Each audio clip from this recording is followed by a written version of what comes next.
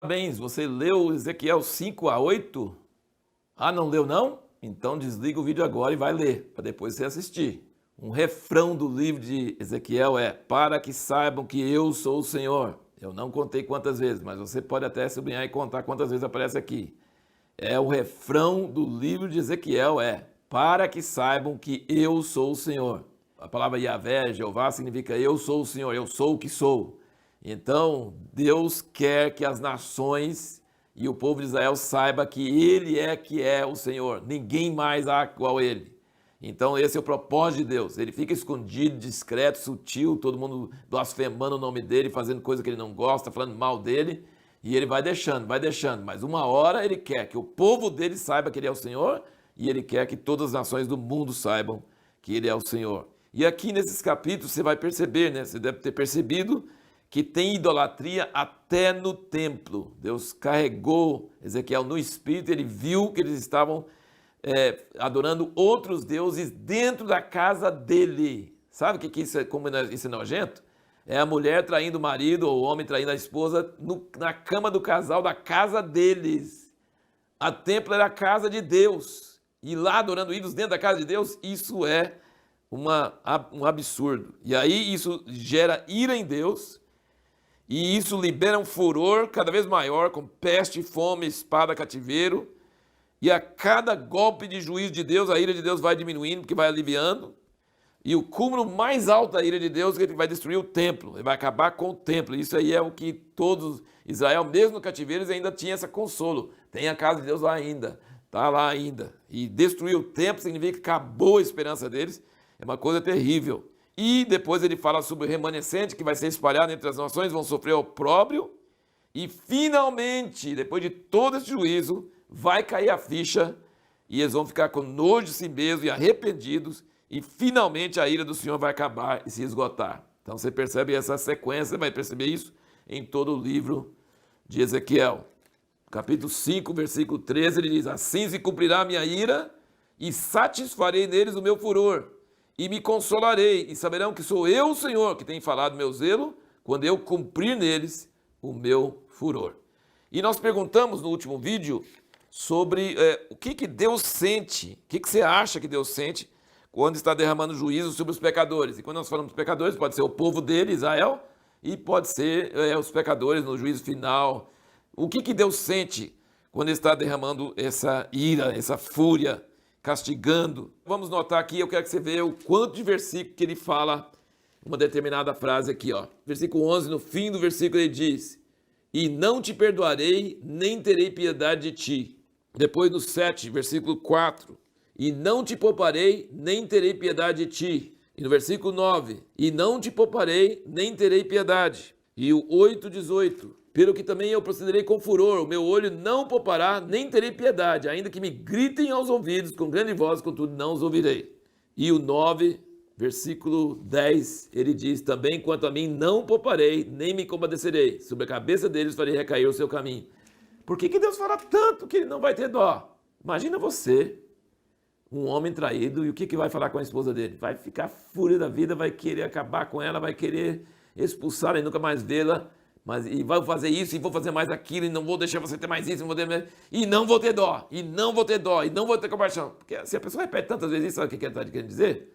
Que vai ter dó, e que quer lembrar disso. Porque eu vou amolecer, e eu vou ter dó, e eu não quero ter dó. Então, lembra quando Deus fez o arco-íris com Noé? Ele falou assim: eu vou ficar com raiva, eu estou sabendo, estou sentindo que eu vou ficar com raiva, eles vão fazer coisa, eu vou ficar com raiva de novo, vou querer mandar dilúvio de novo.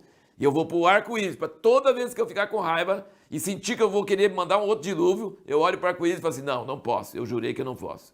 Então aqui é o contrário, Deus está falando assim: eu vou exercer juízo e vou matar, e vou acabar, vai ter fome, vai ter peste, vai ter espada, e não vou ter dó, e não vou ter piedade. E não vou ter dó, mas ele está pensando assim: eu vou ter dó, eu vou ter piedade, mas eu não posso amolecer, porque eu tenho que lembrar das abominações que eles fizeram e tenho que castigar eles, e minha ira eu tenho que lembrar das abominações. Então, o que eu quero sugerir para você é que quando Deus exerce juízo, ele não tem prazer no juízo. A ira dele é suscitada pelo pecado, pelas abominações, e a justiça sendo feita traz um senso de alívio da ira, né? Fez, mas levou. Fez, mas levou. Então isso chama justiça. Fez, mas levou. Fez, mas eu castiguei. Fez, mas aconteceu. Beleza. Mas como é a noiva dele, a esposa dele, como é a pessoa que ele ama de coração, e muitas vezes os profetas, com Jeremias, ele falava, chora, fala com ele que meus olhos estão chorando. Então Deus chorava, Jeremias chorava.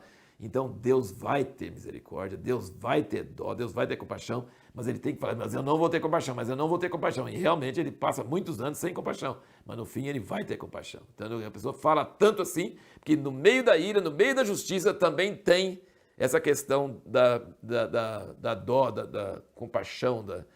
Isso é uma coisa muito forte em Deus. As duas coisas nunca estão isoladas. E eu achei muito interessante também no capítulo 7, no versículo 26, ele diz, miséria sobre miséria virá, e se levantará rumor sobre rumor, e buscarão do profeta uma visão, mas do sacerdote perecerá a lei, e dos anciãos o conselho.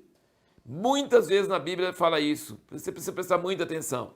Agora, por exemplo, nós temos acesso à Bíblia, nós temos acesso à palavra de Deus, mas vai surgir um tempo que não vai ter, e se a gente não aproveitar quando tem liberdade de acesso, vai chegar uma hora que a gente vai procurar e não vai ter. E é isso que ele falou sobre Israel, que tem Jeremias, tem Ezequiel, tinha Isaías antes, né? Tinha profetas, então, mas eles vão procurar depois e não vai achar profeta, não vai achar a palavra do Senhor no profeta, não vai achar a lei do Senhor no sacerdote, não vai achar conselho dos anciãos.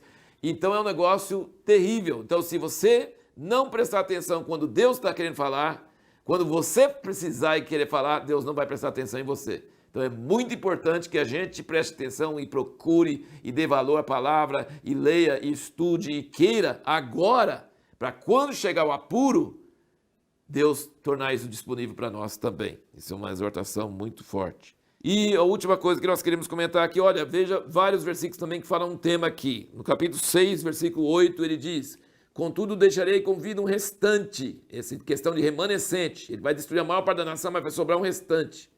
Visto que tereis alguns que escaparão da espada entre as nações, quando forem espalhados pelos países. Então os que dentre vós escaparem se lembrarão de mim entre as nações para onde forem levados em cativeiro. Quando eu lhes tiver quebrantado o coração corrompido que se desviou de mim, cegado seus olhos que se vão corrompendo após seus ídolos, e terão nojo de si mesmos por causa das maldades que fizeram em todas as suas abominações. E esse tema aqui no capítulo 5, o capítulo anterior, versículo 14 e 15, ele diz, demais te farei uma desolação e objeto de opróbrio entre as nações que estão ao redor de ti, à vista de todos os que passarem. E isso será objeto de opróbrio, ludíbrio, escarmento, espanto às nações que estão ao redor de ti. As nações vão desprezar vocês e vocês vão desprezar vocês mesmos. Vocês vão ter nojo de vocês mesmos. E o capítulo 7, versículo 16. E se escaparem alguns sobreviventes, estarão sobre os montes, como pombo dos vales, todos gemendo, cada um por causa da sua iniquidade. Então, vai ter juízo, vai ficar espalhado entre as nações, e uma hora vai cair a ficha, e vão falar assim, puxa, nós merecemos, nós fomos terríveis, tenho nojo de como nós fomos. Isso é o início do arrependimento, entendeu? Isso é o início do arrependimento. Então, todas essas tribulações é para mudar o coração das pessoas para ter arrependimento, ter nojo de si mesmo. Isso é um termo que Ezequiel usa bastante. Então, assim, vai ter o opróbrio das nações, e isso aconteceu mesmo com os judeus. Assim, esse antissemitismo aconteceu com os judeus séculos após séculos. As pessoas desprezando, zombando. A pessoa nasceu judeu, se tornou zombaria. Então, eles são zombados pelos outros, eles mesmos se desprezam.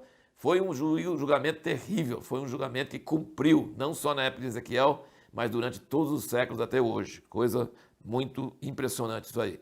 E a pergunta que nós vamos responder no próximo vídeo é, qual é a previsão profética, Isaías, Jeremias, Ezequiel, sobre o futuro da nação de Israel? Sobre o futuro, qual é o fim que Deus está dando uma profecia clara, que é em Isaías, Jeremias e Ezequiel?